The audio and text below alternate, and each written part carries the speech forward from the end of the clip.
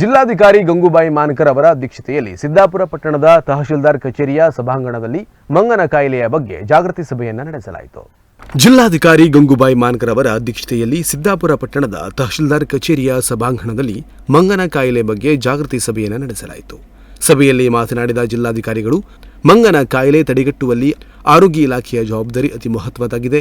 ಈಗಾಗಲೇ ಜಿಲ್ಲೆಯಲ್ಲಿ ಮಂಗನ ಕಾಯಿಲೆಗೆ ಕೆಲವರು ಬಲಿಯಾಗಿದ್ದಾರೆ, ಇನ್ನು ಕೆಲವರು ಕಾಯಿಲೆಯಿಂದ ಬಳಲುತ್ತಿದ್ದಾರೆ.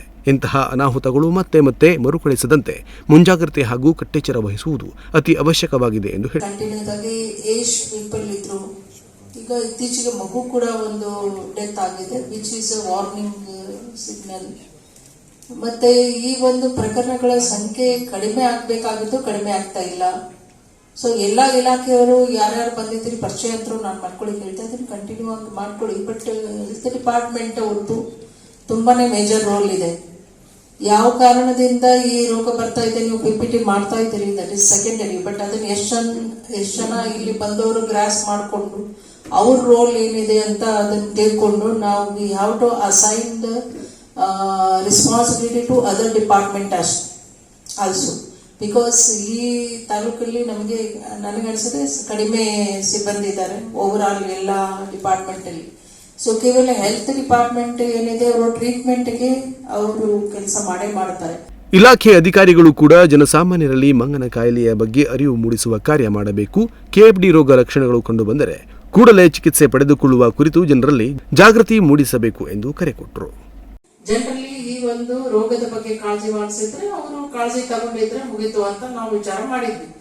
ಮತ್ತೆ ಅದು ಸಂಖ್ಯೆ ಮಾತ್ರ ಹೆಚ್ಚಿಗೆ ಆಗ್ತಾ ಇದೆ. ಮತ್ತೆ ಎಲ್ಲರೂ ಮಣಿಪಾಲ್ ಹಾಸ್ಪಿಟಲ್ ಹೋಗ್ತಾರೆ, ಇಲ್ಲ ಶಿವಮೊಗ್ಗ ಹಾಸ್ಪಿಟಲ್ ಹೋಗ್ತಾರೆ.